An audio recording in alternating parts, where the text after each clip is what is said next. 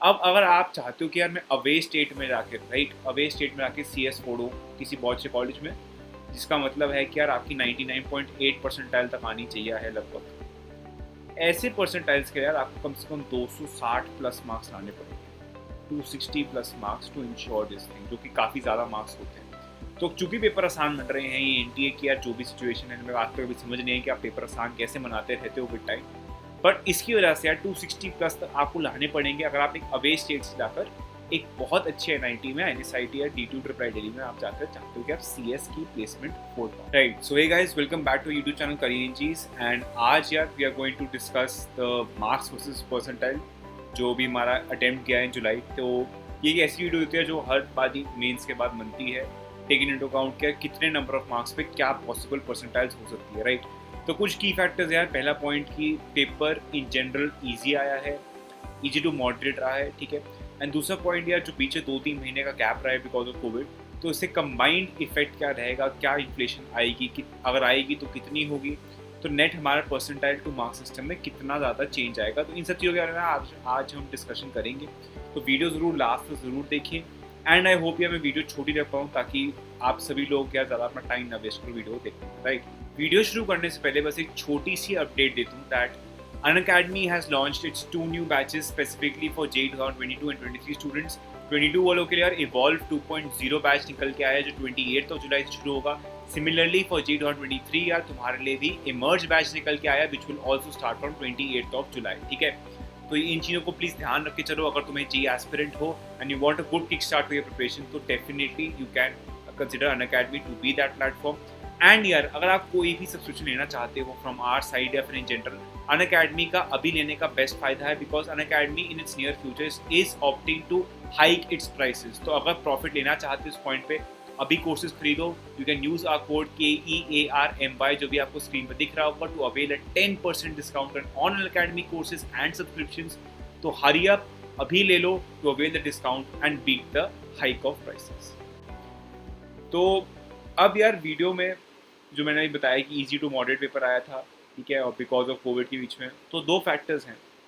इससे पहली बात है कि समझना इंपॉर्टेंट है कि यार देखो इन्फ्लेशन आएगी तो आएगी, 101% इन्फ्लेशन आएगी। बिकॉज आप जब पेपर का लेवल बढ़ाते नहीं हो यार तो इन्फ्लेशन 101% आती है, ठीक है। बस बात ये कि यार इन्फ्लेशन पहले शायद जो 15% हो सकती थी वर्स्ट केस में, जब बैक टू बैक 2 मीन्स हो जाते, और अब बिकॉज ऑफ कोविड शायद 15 टू मतलब अब वो 5 to 7% तक जाएगी। इतनी inflation I am not expecting this time. But अगर पेपर का लेवल सेम रहता है और जो अगस्त वाला पेपर होगा उसमें बहुत चेंज आ सकता है इन टर्म्स ऑफ इन्फ्लेशन, ठीक है। तो मैं मान के चलता हूँ जो हमारा रिजल्ट अप्रॉक्सीमेटली मार्च में है उसमें +5-10 मार्क्स कर दोगे तो ऑलमोस्ट उसी रेंजेस में सेम परसेंटाइल आनी चाहिए है। राइट, तो अब पहले let us get down two point by point की मार्क्स बाय मार्क्स क्या परसेंटाइल्स पॉसिबल हो सकती हैं। देखो अगर यार आप बैठे हो उन शिफ्ट्स में जो थोड़ी एवरेज आई हैं, इतनी ईजी नहीं आई। देखो ईजी वैसे 25th की सेकंड शिफ्ट कह रहे हैं काफ़ी ईजी आई है, वैसे और शिफ्ट्स भी हो सकते हैं।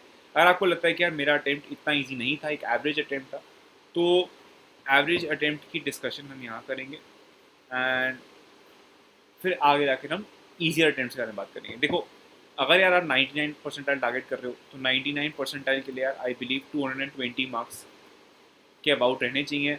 मतलब रेंज स्पेसिफाई करूँ तो 215 से 225 के आसपास यहाँ लाई कर रहे हो तो 99 परसेंटाइल के आसपास आने की काफ़ी ज़्यादा प्रोबेबिलिटी है, ठीक है। अगर मैं लोअर डाउन जाते रहूँ तो यार अराउंड अबाउट 200 मार्क्स के अबाउट आपकी 98 परसेंटाइल लाई कर सकती है, ठीक है। अगर आप ऐसे बच्चे हो जो अराउंड अबाउट 165 टू 180 मार्क्स के बीच में लाई कर पा रहा है तो यार ये परसेंटाइल लगभग 97-97.23 के आसपास रहेगी। एंड उससे नीचे आते आते यार हो सकता है कि अगर आप 93-94 परसेंटाइल के आसपास अगर देख पा रहे हो अपने आप को तो आपके marks around about 130 to 135 marks रहने चाहिए हैं। तो अगर इस रेंज तक हो तो 93-94 परसेंटाइल आएगी, ठीक है। उसके ऊपर ये मतलब 93 परसेंटाइल, 94 परसेंटाइल 140-145 मार्क्स की रेंजेस में, 165 टू 180 मतलब आप राउंड अबाउट 97 परसेंटाइल के आसपास हो, ठीक है। 96.5, 97, 97.2 उस रेंज में हो। अगर 200 एंड 200 प्लस में हो तो 98 परसेंटाइल बन पाएगी एंड 225 अबाउट आपकी 99 परसेंटाइल बनने के चांसेस हैं, ठीक है। ये रफली अगर आप देखोगे तो ऑलमोस्ट सेम ही ट्रेंड है जो मार्च में था, उसमें +5 10 मार्क्स कर दोगे तो सेम बैठ रहा है। अब अगर आप चाहते हो कि यार मैं अवे स्टेट में जाके अवे स्टेट में जाके CS फोड़ूँ किसी बहुत से कॉलेज में, जिसका मतलब है कि यार आपकी 99.8 परसेंटाइल तक आनी चाहिए है लगभग, ऐसे परसेंटाइल्स के यार आपको कम से कम 260 प्लस मार्क्स लाने पड़ेंगे, 260 plus marks to ensure this thing, जो कि काफ़ी ज़्यादा मार्क्स होते हैं। तो चूंकि पेपर आसान बन रहे हैं, ये NTA की यार जो भी सिचुएशन है, मैं आज तक अभी समझ नहीं है कि आप पेपर आसान कैसे मनाते रहते हो विद टाइम, बट इसकी वजह से यार 260 प्लस तक आपको लाने पड़ेंगे अगर आप एक अवे स्टेट से जाकर एक बहुत अच्छे NIT में, NSIT या D2 दिल्ली में आप जाकर चाहते हो कि आप CS की प्लेसमेंट फोड़ पाओ, राइट। अच्छा, अब ये चीज़ हम समझ गए।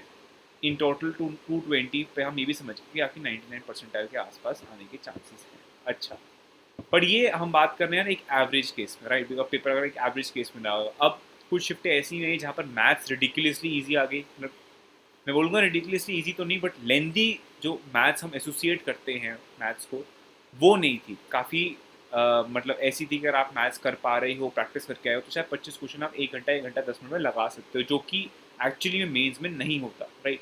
अगर हम इस सिनेरियो में हैं कि पेपर का लेवल आसान आए हैं, तब क्या होगा, तो यार ये भी हो सकता है कि उस केस में आपकी 240 टू 245 मार्क्स के अबाउट आपकी 99 परसेंटाइल आ सकती है। ठीक है, ये आ सकती है, मैं झूठ नहीं बोलूँगा, ये आ सकती है 240 के अबाउट 99 परसेंटाइल, जो कि काफ़ी ज़्यादा मतलब इन्फ्लेटेड है ये चीज़, बट ये हो सकता है। और अगर ये हो गया तो यार आपकी 200 पे भी हो सकता है, फिर आपकी 97 परसेंटाइल है, ये भी हो सकता है। अगर ये हो जाएगा तो शायद यार आप अगर 99.8 परसेंटाइल टारगेट कर रहे हो कि यार नहीं मेरे को तो CS लेनी है, उसके शायद आपको 280 मार्क्स भी लाने पड़ सकते हैं। तो अगर आप उस पर्टिकुलर शिफ्ट में हो, तो जो जहाँ पर मैंने पहले कंपैरिजन किया उसमें आप 15 टू 20 मार्क्स ऐड कर दो, तो शायद वो पर्टिकुलर परसेंटाइल्स पे जाकर आपकी उन शिफ्टों में इतनी सेम परसेंटाइल आएगी, राइट। अब हमें कैसे पता चलेगा यार कि हमारा पेपर एवरेज था या ईजी के कंपैरिजन में था? इट टोटली डिपेंड्स अपॉन कि यार आपके जो लोग थे जिस पर्टिकुलर शिफ्ट में थे, या फिर जो भी यार यूट्यूब पे कभी भी वीडियोस आती है ना कि मतलब काफ़ी लोगों की आती है वीडियोस की, सेंटर पर जाके पूछना कि पेपर का लेवल कैसा था वगैरह, वहाँ पर अगर बच्चे बोल पा रहे हैं कि हमसे पेपर हो रहा था, काफ़ी आसान था वगैरह, इसका मतलब क्या पेपर का लेवल ऑब्वियसली आसान था। Maths is a very good reality check कि पेपर का लेवल क्या था, because chemistry more often than not NCERT से आएगी। फिजिक्स आजकल ये जो पूछ रहे हैं लास्ट 2 सालों से, वो कंसेप्चुअल फॉर्मूला बेस्ड क्वेश्चन पूछ रहे हैं, राइट, तो उसके डेप्थ में नहीं जा रहे। मैथ्स ही वैसे बच जाता है जहाँ से आप लेवल को चेक कर पाते हो। अगर मैथ्स आसान आ रही है, लेंदी कम है, फॉर्मूला बेस्ड क्वेश्चन है, तो उसका मतलब क्या है कि पेपर काफ़ी आसान बन पा रहा है। अगर मैथ्स लेंदी आ रही है, फिजिक्स कोई कैरेक्टरिस्टिकली थोड़ा थ्योरेटिकल ज़्यादा आ रही है, सोचना पड़ रहा है, तो उसका मतलब क्या पेपर एक एवरेज बेस पे है, एवरेज प्लस डिफिकल्ट बेस पे है। तो अगर तुम लकी इनफ हो कि तुम एवरेज में आ रहे हो, इजी में नहीं आ रहे, तो शायद तुम्हारी परसेंटाइल अच्छी आ सकती है, वरना ईजियर केस में डेफिनेटली परसेंटाइल तुम्हारी ख़राब होने की बहुत प्रॉबिलिटी रहती है, राइट।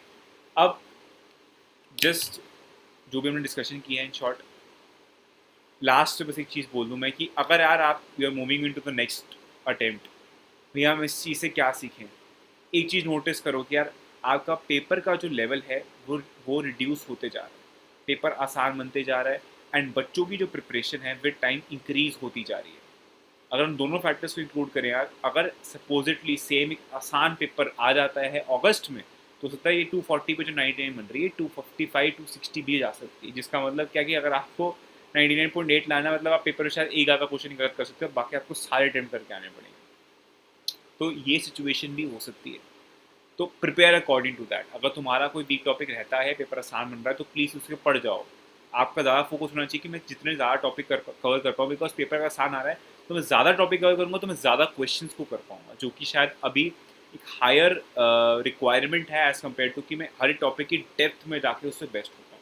ठीक है, तो ये कुछ चीज़ों को दिमाग में रख के चलो। इन्फ्लेशन बहुत ज़्यादा हो सकती है and we have to be ready for it.